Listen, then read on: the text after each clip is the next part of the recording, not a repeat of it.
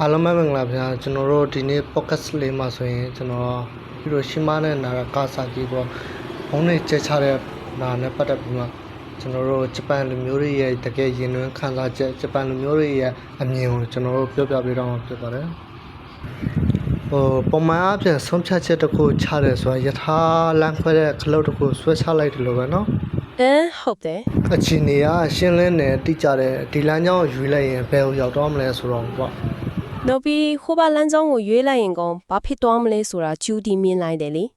ဟုတ်တယ်ဗျဒါပေမဲ့တမရဲ့အကြီးမားဆုံးချိုးကွေးကိုပြန်ကြည့်တဲ့အခါမှာဒီ theory ကလုံးဝကိုပြောင်းပြန်ဖြစ်သွားတယ်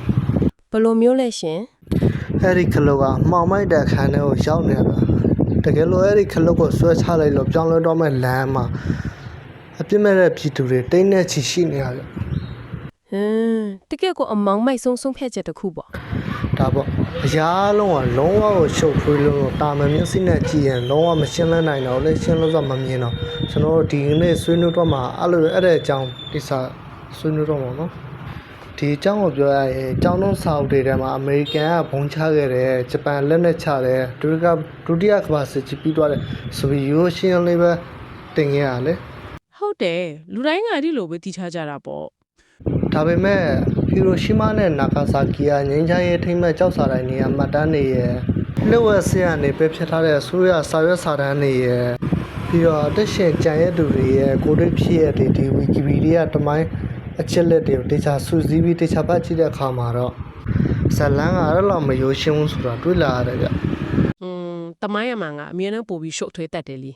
မှန်ပါတယ်ကျွန်တော်တို့ရဲ့ဒီနေ့ရွယ်ချက်ကအဲ့ဒီတာမန်တမိုင်းကြောင့်တက်ပို့ပြီးတော့နည်းနည်းလေးတူဆော့ကြည့်ဖို့ပါပဲပြစ်မှတ်တွေကိုဘယ်လိုရွေးချယ်ခဲ့တယ်လဲတာဝန်ကြီးညာချက်တွေနောက်ွယ်မှာပါတယ်ရှိနေလဲစပီးခေတ်မှာလူသားတွေကိုဘယ်လိုမျိုးရေးရဆက်စမ်းတက်ခဲ့ကြလဲဆိုတော့ပဲမလိုက်ပဲကျွန်တော်တို့အလေးလာတော့မှာပါတကယ်ကိုအပေါ်ယံသမိုင်းဆက်ကြောင်းတွေရဲ့အောက်ခြေမှာဖုံးကွယ်နေတဲ့နိုင်ငံရေးသိပညာနဲ့လူသားတွေရဲ့အတိဒုက္ခတွေအများကြီးပါပဲရှင်အဲ့လိုဆိုရင်အရင်ဆုံးလက်နက်တွေရဲ့သဘောတဘာဝနဲ့ကျွန်တော်စလိုက်ရအောင်ဟီရိုရှီမာနဲ့နာဂါဆာကီကိုကျဲချခဲ့တဲ့ဘုံနှလုံးကအတူတူမဟုတ်ဘူးဆိုတော့တော်တော်လေးကိုစိတ်ဝင်စားစရာကောင်းတယ်ဗျဟုတ်တယ်လုံးဝကွဲပြားတာဩဂတ်စ်လ6ရက်နေ့ဟီရိုရှီမာမှာကျဲချခဲ့တဲ့ lattice point ဆိုတဲ့ဘုံကယူရေနီယံမျိုးစားဖြစ်တယ်ပောက်ကွယ်အားက TNT ရန်16တန်လောက်ရှိမှလူပေါင်း3,400တောင်းလောက်တည်ဆုံးခဲ့ရတယ်ပေါ့နော်ဒါကထမဟာတလုံးမော်ဟုတ်တယ်3ရက်ကြာဩဂတ်စ်လနီနာဂါဆာကီမှာချက်ချခဲ့တဲ့ first man ညတော့ပလူတိုနီယံမျိုးစားဖြစ်တယ်အဲ့ဒီပုံကပိုပြင်းထန်တဲ့ TNT 21ကီလိုတန်အားရှိလူပေါင်း9,000ခန့်တည်ဆုံးခဲ့ရတယ်ဒီပုံနှလုံးရဲ့နိပညာပိုင်းခွာခြားချက်ကိုတခြားလေးရှင်းပြပေးပါလားရပါတယ်ရှင်ဟိုဒီဘုံနှလုံးကအလုတ်လုတ်ပုံလုံးကကိုကွဲပြားတာပါဟီရိုရှီမာကိုကျဲချဲခဲ့တဲ့ယူရေနီယမ်ဘုံကတနက်ပြောင်းပုံစံစနစ်ကိုတုံးထားတာပါတနက်ပြောင်းပုံစံဆိုတာကရှင်းပြောရရင်တနက်ပြောင်းတစ်ခုထဲမှာယူရေနီယမ်အတုံးတုံးကိုကြီးစမ်းလို့ထည့်ထားပြီးတော့အခြားယူရေနီယမ်တုံးစီကိုရအကူညီနဲ့အရှိန်ပြင်းပြင်းဖိခတ်ပေါင်းဆက်လိုက်တာမျိုးပါသဘောပေါက်ပြီနှစ်ခုကိုပြစ်ဆောင်လိုက်တဲ့သဘောပေါ့ဟုတ်တယ်ရှင်ဒီနည်းပညာကအရန်ကိုရိုးရှင်းပြီးတီထာပေါက်ပောက်ကွဲမယ်ဆိုတာတဲ့ပံပညာရှင်တွေကယုံကြည်တဲ့အတွက်ကြိုတင်စမ်းသပ်မှုတော့မလုပ်ခဲ့ဘူးလीဟာတကယ်ကျုံမဆမ်းမဲ့တုံးလိုက်တာလားဟုတ်တယ် direct တွားကျဲချလိုက်တာပဲဟုတ်ကဲ့အဲ့ဒါကယူရေနီယံဘုံပေါ့ဒါဆိုရင်နာဂါဆာကီကပလူတိုနီယံဘုံကသူကအလုံးလုံးပေါ်မတူဘူးဆိုနာဂါဆာကီကိုကျဲချက်ခဲ့တဲ့ Fat Man ကတော့ implosion system ကိုသုံးထားတာပါသူ့မှာကပလူတိုနီယမ်အလုံးလေးကိုအလဲဘဟုံမှာထားပြီးအဲ့ဒီအလုံးလေးရဲ့ဘေးဘက်လက်ကနေတာမန်ရန်တွေကိုစက်ဝိုင်းပုံချံတက်ဆင်ထားတယ်ဟုတ်လားပြီးတော့ပောက်ကွဲတဲ့အခါအပြင်ကိုကွဲထွက်မသွားပဲဗဟိုချစ်သေးကိုပြင်းပြင်းထန်ထန်ဖိတဝန်သွားအောင်လုပ်ရတာလေဒီနီးပညာကအင်မတန်ရှုပ်ထွေးလွန်းလို့အလုပ်ဖြစ်ပါမလားဆိုတာမသိချဘူးအဲ့ဒါကြောင့်စမ်းတဲ့ရတော့ပေါ့မှန်ပါတယ်ဒါကြောင့် New Mexico တဲကန်ဒါယာထဲမှာ Trinity Test ဆိုပြီးနာမည်ကျော်ပထမဆုံးအနုမြူပုံစမ်းသပ်မှုကိုအရင်လုပ်ခဲ့ရတာပေါ့ခဏလေအဲ့ဆိုရင်စဉ်းစားကြရရှိလိုက်သူတို့ကနိပညာလုံးဝမတူတဲ့ဘုံနှလုံးကို3ရက်အတွင်းမှာကျဲချခဲ့ရဆိုတော့ဒီပြင်မှာတကယ်တော့ဖြစ်မဖြစ်ပောက်ကွဲမှုကဘလောက်ပွားချလဲဆိုတာသိချင်လို့စမ်းတတ်တဲ့လက်တို့စမ်းတတ်မှုများဖြစ်နေမလားပြောချင်တာတကယ်စမ်းတတ်မှုများဖြစ်နေမလားပေါ့နော်အဲ့ဒီအချက်ကတမိုင်းပညာရှင်တွေကြားမှာအမြဲတမ်းညင်းခွန်စကားဖြစ်နေတဲ့အရာတစ်ခုပါပဲရှင်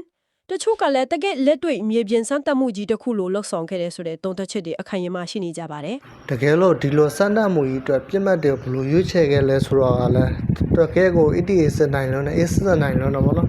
A နိုင်လုံးနဲ့ပဲမှတ်တမ်းတွေအရဆိုရင်ပထမဦးဆုံးကျိုတိုမျိုးကပြစ်မှတ်ရဲ့ပထမဆုံးနေရာမှာရှိရမဟုတ်လား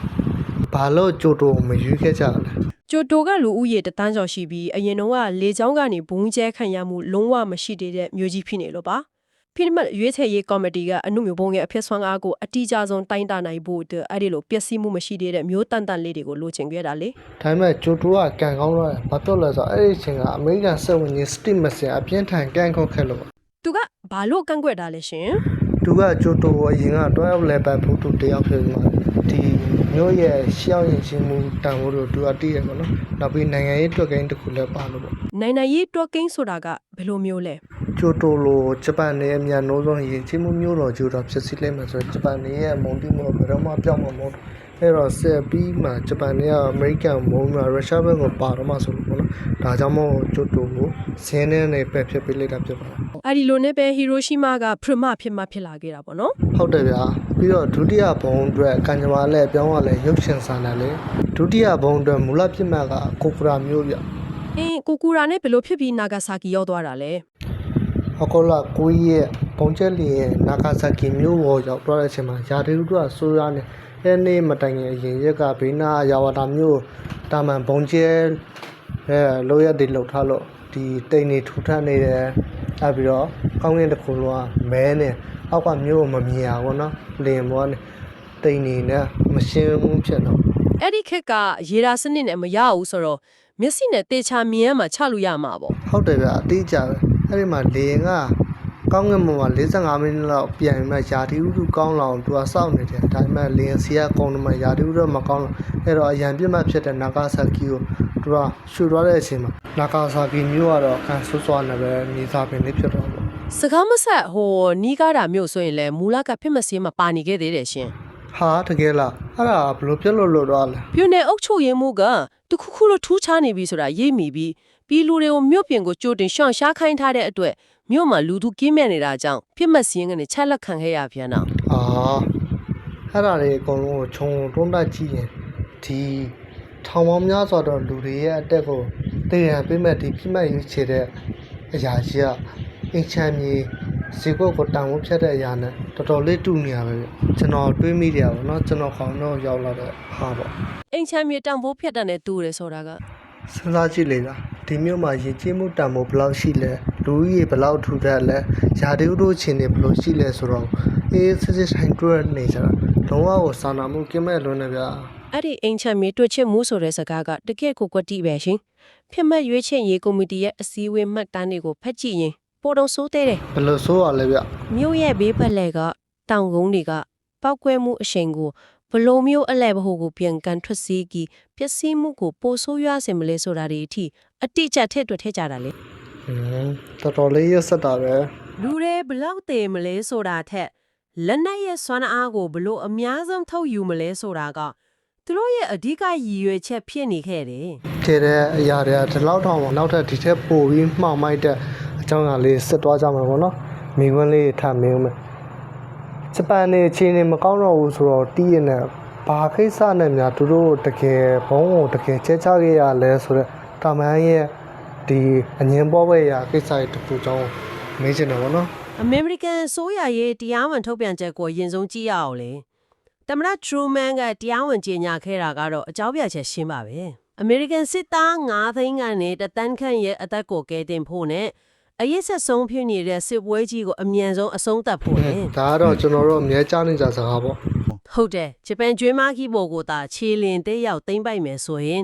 ဂျပန်တွေကနောက်ဆုံးလူအထိခုခံကြမှာမို့နှစ်ဖက်စလုံးကအသက်အပြောက်အယမ်းများနိုင်တယ်ဆိုတဲ့အကြောင်းပြချက်ပါ ခဏလေးဗျဒီနေရာမှာမေးစရာတစ်ခုပေါ်လာတော့ဒီစစ်တမ်းကဒီကောက်နှုတ်ချက်ကအမေရိကန်စစ်သားတန်းဝက်လောက်တေဆုံးနိုင်တယ်ဆိုတော့အရာဒီစစ်ပွဲမဆခင်ကလေးကသူတို့တွက်ချက်ထားတဲ့အရာကြီးများဖြစ်နေမလားတကယ်တော့စစ်မှန်ဟုတ်လားဒါမှမဟုတ်စစ်ပွဲပြီးမှပြည်သူတွေရဲ့အတိစိတ်ကိုဖုံးကွယ်ဖို့အတွက်ထောက်ပြန်တဲ့အရာရောဖြစ်နေမလား သူတို့ရဲ့ပုံချဲလောက်ရကိုပြည်သူတွေမကောင်းမမြင်အောင်လို့ပေါ့နော် ဒါကတမိုင်းပညာရှင်တွေအခုချိန်ထိအပြင်းထန်ငင်းခုမိကြဆဲအချက်ပဲ အမေရိကန်စစ်တပ်ရဲ့တဲဝင်တွက်ချက်ထားတဲ့မှတ်တမ်းတစ်ခုမှာအဲ့လောက်တေးပြောင်းများမယ်လို့ခန့်မှန်းထားတာမျိုးမရှိဘူးလို့ဖတ်ရတယ် ဟုတ်ပါတယ်စာရေးစာတမ်းအထောက်အထားအသက်တွေပေါ်ထွက်လာရအခါမှာတခြားရှူတောင်းတစ်ခုကနေသုံးသပ်မှုတွေအားကောင်းလာတယ်အဲ့ဒီအချိန်မှာဂျပန်နေဟာပင်လယ်ပြင်ပိတ်ဆို့ခံထားရလို့ပျော်လဲလို့နီးပါချစ်နေပြီဆိုတာအမေရိကန်ကသိတယ် ဟုတ်တယ်လေသူတို့ကစစ်ရှုံးနေပြီပဲအစား ။ပိုရေးကြီးတာကဂျပန်နေဟာယူရှားကတဆင့်လက်နက်ချဖို့ငင်းချမ်းရေးကမ်းလှမ်းမှုတွေလုံးနေပြီဆိုတာကို Truman အစိုးရကချားဖြတ်ထောက်လိုင်းရဲ့တည်င်းဒီကနေတဆင့်တိတိကျကျတိထားပြီးဖြစ်ပါတယ် ဒါဆိုဂျပန်နေလက်နဲ့ချဖို့စူးစမ်းနေတိတိနဲ့ဘာဖြစ်လို့ပုံချခဲ့လဲဒီတိုင်းတော့ဆိုရင်တခြားရွေချက်ရှိတယ်ဆိုတော့တားဖို့တိတ်ကြတော့ ။ဒီနေရာမှာနိုင်ငံရေးအပြောင်းလဲကဝင်လာပြီပေါ့ရှင်။အမှန်တကယ်ဘုံကျဲချရခြင်းရဲ့ရည်ရွယ်ချက်ဟာဂျပန်ကိုအညံ့ခံခိုင်းမှုတသက်မဟုတ်တော့ဘူး ဆိုလိုတာဒုတိယကမ္ဘာစစ်အပြီးမှာအာရှနဲ့ဥရောပမှာအင်အားကြီးထွက်လာပြီးခေါင်းဆောင်စတာလင်ငါတို့စမဒီလိုမျိုးလက်နဲ့မျိုးရှိရနော်လို့ပြောရအမေရိကန်အနိုင်ယူခြင်းတယ်လို့ဒီနိုင်ငံရေးတုံးတက်တူများပြတော့ပြောထားကြပါတော့ ။စစ်အေးတိုက်ပွဲစားဖို့ခြေလမ်းပြင်လာပေါ့။ဟုတ်တယ်။နိုင်ငံရေးဝန်ကြီး James Byrne ဆိုရင်ဆိုဗီယက်ကိုတတိပေးဖို့အကဘုံကျဲလာကိုအဓိကထောက်ခံတုံအားပေးခဲ့သူပါ ဒီတော့ဒါဒုတိယကမ္ဘာစစ်ရဲ့နောက်ဆုံးလို့ရမှာပေါ့နော်စေးတိုက်ပွဲအစဖြစ်တဲ့အခြေပေးခေါင်းလောင်းတာလိုမျိုးဖြစ်တယ်ပေါ့နော် ။အဲ့ဒီအချက်ကိုပိုပြီးခိုင်မာစေတာကစစ်တပ်ခေါင်းဆောင်ကြီးတွေကိုလာရဲ့အမှတ်တမ်းတွေပဲဗျာ ဘယ်သူတွေကဘာပြောခဲ့ကြလို့လဲ ။ဥရောပစစ်မြေပြင်စစ်တင်နာပတိချုပ် Eisenhower နဲ့ Pacific စစ်မြေပြင်စစ်တင်နာပတိချုပ် MacArthur တို့လိုစစ်ရေးပါရမီရှင်ကြီးတွေကိုယ်တိုင်ကအနုမြုပ်ဘုံအတုံးပြုတ်ဖို့စစ်ရေးအရာလုံးဝမလိုအပ်တော့ဘူးလို့ကန့်ကွက်ခဲ့ကြတယ်လေ သူတို့ကဂျပန်စစ်ချုံးနေဆိုတော့အတီဆုံးပဲလေ ဒါပေါ့နောက်ပြီးအနုမြုပ်ဘုံကိုကိုယ်တိုင်တီထွင်ခဲ့တဲ့တစ်ပံပညာရှင်တွေတောင်မှ Frank Report ဆိုတဲ့အစီရင်ခံစာကိုတင်ပြီးမြို့ကြီးတွေပုံကိုဘုံမကျဲပါနဲ့လူသူကင်းမဲ့တဲ့နေရာတစ်ခုခုမှာဘုံခွဲပြပြီးအစွမ်းပြယုံလောက်ပဲလုပ်ဖို့အကြံပြုကန့်ကွက်ခဲ့ကြသေးတယ်ဗျဒါပေမဲ့လည်းအပေါ်ပိုင်းကနိုင်ငံရေးခေါင်းဆောင်တွေရဲ့အာဏာကစားပွဲတွေရှေ့ရေးသွက်ကင်းမိကြမှာအဲ့ဒီကန့်ကွက်တာနေအကုန်လုံးပျောက်ခွယ်သွားခဲ့ရတာပါပဲနောက်ဆုံးတော့မြေပြင်ပေါ်ကအဖြစ်မဲ့ပြည်သူတွေပဲအစားခံလိုက်ရတာပေါ့ အဘောကလူတွေဆိုတော့မှာအာနာပိုင်ဆိုင်မှုတွေလုံးနေအချိန်ဒီမှာတကယ်ခံစားခဲ့ရတဲ့လူတွေရဲ့ဖြစ်ဖြစ်ချက်လုံးဝပေါ်မောင်ချခံရတယ် ဒါကပို့ပြီးတော့ကြောက်စရာကောင်းသေးတယ်နော် ဟုတ်တယ်ဗျဟီရိုရှီမာနဲ့နာဂါဆာကီကိုပုံချဲခဲ့ပြီးတော့တရင်တွေကိုဘယ်လိုများဖုံးဝယ်ကြလဲအဲ့ဒါလေးရှင်းပြပါအောင် American ဥဆောင်တဲ့မဟာမိတ်တပ်ပေါင်းစုစစ်ဌာနချုပ် GHQ ဟာဂျပန်ကိုဝင်ရောက်သိမ်းပိုက်ပြီးတာနဲ့အကြီးမားဆုံးစင်စာဖြတ်တောက်မှုကြီးကိုစတင်ခဲ့ပါတယ် ဘယ်လိုတွေဖြတ်တောက်တာလဲ ။ပန်ရုပ်ရှင်ပညာရှင်တွေကအနုမြုပ်ပုံရဲ့အကျိုးတက်ရောက်မှုအပြည့်အစည်တွေလူတွေခံစားနေရတဲ့အရေးပြားလောင်ကျွမ်းမှုတွေတန်းရတွေကိုတမိုင်းအထောက်အထားအဖြစ်မတန်းရုပ်ရှင်ရိုက်ကူးခဲ့ပါတယ်။ဒါပေမဲ့1946ခုနှစ်မှာ GHQ ကအဲ့ဒီရုပ်ရှင်ဖလင်ဒီအောင်ရုံကိုတင်စီလိုက်တယ် ဟာအကုန်လုံးတိမ့်လိုက်တာလား ဟုတ်တယ်ပြီးတော့စစ်ဆိုးနဲ့များစွာကြောင့် American people တွေရောကဘာကပါမသိစေဘူးလူဝက်ဖုံးဝယ်ထားခဲ့တယ်။တရင်စာတွေမှာဆိုရင်လည်းရေဒီယိုတက်တိကြွမှုဆိုတဲ့စကားလုံးကိုသုံးဆွဲခွင့်လုံးဝပိတ်ပင်ခဲ့ပါတယ် ဒီလောက်အန်ဒီကြီးတော့ဖုံးထားပါပေါ့ ။ဘုံကြောင့်တေတာပဲရှိတယ်ဓာတ်ရောင်ကြီးတင်ပြီးနောက်ဆက်တဲ့သေဆုံးတာတွေမရှိဘူးလို့ဝါဒဖန်ခဲ့တာပါ ဒီလိုတရင်မောင်ချခံရတာရဲ့နောက်ဆက်တွဲအရန်ကိုဆိုးရတယ်ဗျာအသက်ရှင်ကြံရဲ့သူတွေဟိုဂျပန်လိုဟီဘာကုရှာလို့ခေါ်တဲ့သူတွေကသူတို့ကိုယ်တိုင်ယောဂဝေဒနာမျိုးမျိုးပေါ့အမြင်မတိခံစားနေရတဲ့အပြင်ကိုယ်လူကိုတိုင်းဝိုင်းကကိုယ်ခွဲခြားဆက်ဆံတဲ့တန်ဝါခံခဲ့ရတဲ့သူ ဟုတ်ကျဲတဲ့အမားတွေကြောက်လေ အစိုးရကရေဒီယိုတက်ထိကြွမှုဆိုတော့ဘာမှမသိအောင်ဖုံးဝယ်ထားတော့တာမန်ပြည်သူတွေကဒီအရာချင်းကူးစက်တတ်တဲ့ယောဂကြီးလားဆိုပြီးအထင်မြင်မှားခဲ့ကြတယ်အလောက်ကန်ရှာဖို့အိမ်တော်ပြုဖို့ကိစ္စတွေမှာအဲ့ဒီခေတ်ကအသက်ရှင်ကြံရတဲ့သူတွေအများကြီးကိုဒုက္ခရောက်ခဲ့ရတယ်ဗျာသူတို့ရင်ထဲခံစားချက်ကိုစဉ်းစားကြည့်ရင်သိနိုင်တယ်ဗျ အဲ့လိုခွဲခြားဆက်ဆံခံရတာထက်ပိုပြီးစိတ်မကောင်းစရာကောင်းတာကတော့စီးဘက်ဆိုင်ရာစမ်းသပ်မှုတွေပဲရှင် ဆေးဘက်ဆိုင်ရာစမ်းသပ်မှုတွေ ဟုတ်တယ် American နဲ့ Japan ပူးပေါင်းပြီး ABCC ဆိုတဲ့ commission ကိုဖွဲ့စည်းခဲ့ပါတယ်နာမည်ကိုကြည့်ရင်တော့လူနာတွေကိုကုသပေးမဲ့အဖွဲ့တို့ထင်စရာရှိပေမဲ့တကယ်လက်တွေ့မှာသူတို့ကလူနာတွေကိုကုသပေးဖို့ဆိုတာထက်လူသားစမ်းသပ်ခံပစ္စည်းတွေအဖြစ်စာသဘောထားခဲ့ကြတာပါ မှတ်တမ်းတွေကတာရကတစ်ခုကိုကြည့်မယ်ဆိုတော်တော်လေးစိတ်တူစရာကောင်းတယ်ဗျ ။ဘာများလဲရှင် ဒ ထော်တာယာမာမူရာတို့လိုဆရာဝန်တွေတက်အောင်ကြည့်တဲ့လူနာတွေအတရီနာလင်းထိုတိုမီစက်လက်ခဲ့ကြတယ် adrenaline ဆိုတာသွေးပေါင်ခြင်းတက်စေရဟာမလား ဟုတ်တယ်ဗျအရေးပေါ်အခြေအနေမှာတွေးပေါင်ခြင်းကိုရုပ်တရက်ထိုးတက်စေတဲ့ဟော်မုန်းတွေပေါ့ဒါလူနာရဲ့ယောဂကိုဝေနောင်တက်တာပြောက်ခင်းစေဖို့လုပ်တာမဟုတ်ဘူး ဟာဒါဆိုဘာလို့ထိုးတာလဲ တက်အောင်ကြည့်နေတဲ့ခန္ဓာကိုယ်ကဒီဟော်မုန်းကိုဘယ်လိုတုံ့ပြန်နေလဲတွေးပေါင်ခြင်းဘယ်လောက်ထိတက်လဲဆိုတော့သိချင်လို့ကျွတ်တယ်လို့မျိုးစမ်းတတ်တာ တကယ်ကိုရက်ဆက်လွန်းပါတယ်ရှင်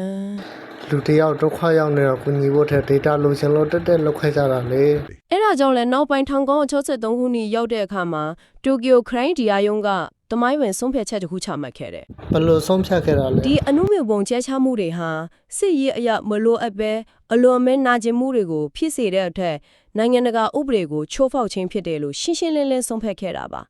ါဒါပေမဲ့အဲ့ဒီအချိန်မှာအရာရာကနောက်ကျနေခဲ့ပါပြီ ကင်ကနာချစ်လက်တဲ့နောက်ကွယ်ကတကယ်လူသားတွေရဲ့နာကျင်မှုကြည့်မယ်ဆိုရင်ကျွန်တော်တို့ရင်းနဲ့ဆောက်တဲ့တော့ပါတဲ့စတာခိုလီရဲ့ဇလန်းကိုလူတိုင်းကြားဖို့ကြမှာပါ ကျုံးကြငက်လေးတွေခောက်ရင်ကွယ်လွန်သွားတဲ့ကလေးမလဲလေ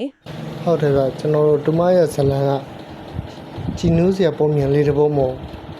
တန်းအောင်ကြီးတည့်နေတဲ့လူတစ်ယောက်ကချစ်ချင်းမတိတ်တော့ပဲဘယ်လောက်ထိတွေးကင်စားတွေခံစားပြီးမှဘယ်လောက်ထိနှိမ့်ဆက်သွားလဲဆိုတော့တက်တည်ပြနေအထောက်ထားတစ်ခုပါပဲဗျ မှန်ပါတယ် နောက်ပြီးမဲဖူးကျန်လိုမျိုးရှင်းလန်းကြံရဲ့သူတွေကိုယ်တိုင်ရေးဆွဲထားတဲ့မှတ်တမ်းရုပ်ပြနေမှာဆိုရင်အသားရည်တွေရည်ပြောကြနေရတယ်မျက်လုံးတွေကျွတ်ထွနေရတယ်လုံးဝစဉ်းစားမပါပဲနဲ့ရှင်းလင်းရေးပြထားတယ်ဗျာဒါတွေက6တွေ့တဲ့ကင်းကနန်းနေနောက်ပဲတကယ်လူသားတွေရဲ့အထစ်ရှူတာနေပဲ ဟုတ်ပါတယ်ရှင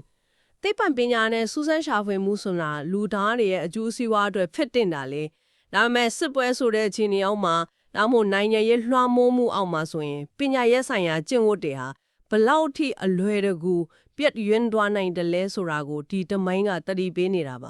ါလူကိုလူလိုမမြင်တော့ပဲ data အဖြစ်ပဲမြင်လာတဲ့အခါလူအဖွဲ့ကြီးကအင်မတန်အန္တရာယ်ကြီးရဲ့အခြေအနေကိုရောက်သွားပြီဆိုတာရှင်းလင်းသွားပါတယ် ကျွန်တော်တို့ဒီအကြောင်းအရာတွေကိုပြန်လဲတုံးတက်ကြည့်တဲ့အခါဟီရိုရှီမာနဲ့နာဂါဆာကီပေါ်ဘုံချခဲ့တဲ့လောရကဒီဒုတိယကမ္ဘာစစ်ကြီးပြီးဆုံးသွားခြင်းတစ်ခုတည်းတက်မဟုတ်ဘူးဗျ နိုင်ငံရေးရည်ရွယ်ချက်တွေအများကြီးပါနေတာကို ဒါစေကဲနိုင်ငံရေးရဲ့အစဖြစ်တယ်လို့တိပ္ပံပညာကိုလူသားတွေပေါ်ရေးအဆက်ဆက်စမ်းတက်ခဲ့တဲ့စမ်းသပ်မှုတွေတစ်ခုလည်းဖြစ်ပါတယ်ဗျ။ဒါကြောင့်တမိုင်းကိုလေ့လာတဲ့အခါကျောင်းစာတွေမှာထုတ်ပြန်ထားတဲ့တရားဝင်ထုတ်ပြန်ထားတဲ့ຢာတစ်ခုတည်းကိုလေ့လာလို့မရပါနဲ့ဒီဆုံးဖြတ်ချက်ချခဲ့တဲ့လူရဲ့နိုင်ငံရေးရည်မှန်းချက်တွေအပြီးတော့ပညာရှင်တွေအခမ်းကဏ္ဍတွေပြည်သူတွေရဲ့ခံစားမှုတွေဒါတွေကိုလည်းထပ်တော့ကျွန်တော်လေ့လာမှာဖြစ်ပါတယ်။ မိုင်းဆိုတာအနာရသူရေးတဲ့ဇလန်တပုတ်တည်းမဟုတ်ဘူးဆိုတာကိုအမြဲတမ်းသတိချရပါမယ်ရှင် ဒါကြောင့်မို့လွန်ခဲ့တဲ့နှစ်ပေါင်း80လောက်ကဖြစ်ခဲ့တဲ့အရာတွေတမတူတို့ဖုံးကွယ်ထားခြင်းတဲ့အရာတွေဖုံးကွယ်ထားကျွန်တော်တို့တီးတန့်ချပြတဲ့အရာတွေကမြင်ရပါတော့အခုခေတ်ကြားနေမြင်နေရဒီတီးနေရတဲ့တဲ့နေရာလဲသူတို့ဖုံးကွယ်ထားတဲ့အရာတွေမှာဖုံးကွယ်ထားရင်ကျွန်တော်တို့ချပြတဲ့အရာတွေကတီးတန့်ကျွန်တော်တို့တီးတန့်ချပြတဲ့အရာတွေများဖြစ်နေမလားဆိုတော့ကြီးစုတွေစဉ်းစားကြည့်ကြပါဗျာဟုတ်ကဲ့ပါဒီနေ့တင်ဆက်သွားတာဆိုရင်တော့ဂျပန်ဟီရိုရှီမာနဲ့နာဂါဆာကီကိုပုံချတဲ့အပေါ်မှာဂျပန်လူမျိုးတွေရဲ့အမြင်ဂျပန်လူမျိုးတွေရဲ့ခံစားချက်ဂျပန်နိုင်ငံတွေကထွက်ခဲ့တဲ့မီဒီယာတွေကနေတစ်စင်ဂျပန်လူမျိုးတွေရေးထားတဲ့စာတွေကနေကျွန်တော်ဖော်ပြပေးတော့ဖြစ်ပါတယ်ဒီမှာအမေရိကန်ကထုတ်ပြန်ထားတဲ့သတင်းကမှန်မလားဒါမှမဟုတ်ဂျပန်တွေကပြောတဲ့သတင်းကမှန်မလားဆိုတော့တွေးနေရတဲ့ဆိုင်ဒီလိုမျိုးလေးလက်တစ်ဖက်ကိုလှည့်ပြီးမှတွေးလို့ရပါတော့ဥပမာကျောင်းထဲမှာရန်ဖြစ်တဲ့ကျောင်းသား2ယောက်ကိုဆရာမခေါ်လိုက်တဲ့အခါဒါကျောင်းသား2ယောက်မှာ1ယောက်ကကျောင်းသား1ယောက်ကိုထိုးလိုက်တယ်သူကနိုင်သွားတယ်သူကနိုင်တဲ့ကျောင်းသား1ယောက်ကခံရတဲ့ကျောင်းသားဒါဆိုရင်ဆရာမရှိကိုရောက်တဲ့အခါမှာနိုင်တဲ့ကျောင်းသားကလည်းသူထိုးလိုက်တဲ့အရာကိုသူလုတ်ခဲ့တဲ့အရာကိုသူက short ထဲပြောမယ်ဆရာမတို့ဘောအပြစ်တွေရောကြတော့ခံရတဲ့ကျောင်းသားလည်းဒီသူ့ဘောထိုးလိုက်တဲ့ကျောင်းသားအပေါ်မှာဆရာမပုံပြီးမှအပြစ်မြင်အောင်သူကလည်းတိုးပြောမယ်ဒီလှုပ်လိုက်တဲ့ကျောင်းသားကလည်းသူက short ပြောမယ်ခံတဲ့ကျောင်းသားလည်းတိုးပြောမယ်ဒီလိုမျိုးဆိုတော့သူတို့နှစ်ယောက်ကြားထဲမှာတကယ်ဖြစ်ခဲ့တဲ့အမှန်တရားဘာလဲဆိုတော့ကျွန်တော်တို့မသိနိုင်ဘူးเนาะဒါပေမဲ့အားစရာကောင်းတာတစ်ခုရှိတယ်အဲ့ဒါဘာလဲဆိုတော့ဒီဟီရိုရှီမာနဲ့နာဂါဆာကီပေါ်ပုံချခဲ့တဲ့အချိန်นี้စာပြီးမှဂျပန်လူမျိုးတွေကလုံးဝစူးစမ်းခဲ့ကြတယ်သူတို့ရဲ့နိုင်ငံကိုဒီတက်ဖွံ့ဖြိုးတိုးတက်လာအောင်အများကြီးစူးစမ်းခဲ့ကြဒီနောက်တစ်ချိန်မှာဒီအမေရိကန်ကိုငါတို့ပြန်ပြီးမှ ဘောင်းပြန်ချင်မယ်ငါတို့ပြန်တိုက်မယ်ဆိုတာညှိုးတေးထားတဲ့စိတ်ဓာတ်မျိုးတော့မတွေ့ကြဒါကြောင့်မို့လဲဒီနေ့ဒီချိန်မှာကျွန်တော်တို့ဂျပန်လူမျိုးတို့မြင်နေရသူတို့ရဲ့စိတ်ဓာတ်သူတို့ရဲ့လိုရက်တွေလည်းလုံးဝအတူတူစကောင်းတော့ဗောနော်ဒီနျူကလ িয়ার ဘုံးချဲရတဲ့ပတ်သက်ပြီးမှကျွန်တော်တို့နေတိုင်းကြားနေရမြင်နေရတဲ့သတင်းတွေအဲ့လိုမျိုးပဲအကြောင်းအရာမှာပဲလေးလာအများအားဒီသတင်းတွေကပုံမှန်သတင်းပုံမှန်ပဲပုံတွေပဲဖြစ်နေတာဗောနော်ဒီထက်ပိုပြီးမှမဖြစ်လာဒီပေါ်မှာလဲဂျပန်လူမျိုးတွေခံစားချက်ကဘယ်လိုဆိုတော့မပါဘူးအဲ့တော့ဂျပန်လူမျိုးတွေကဒီအရာပေါ်မှာဘယ်လိုမျိုးသဘောထားမလဲဆိုတော့ကျွန်တော်သိချင်တော့လို့ဒီဗီဒီယိုလုပ်ဖြစ်တာဗောနော်ဟုတ်ကဲ့ပါကျေးဇူးတင်ပါတယ်ကျွန်တော်နောက်ဗီဒီယိုမှာပြန်လည်ဆောင်တွေ့ပါမယ်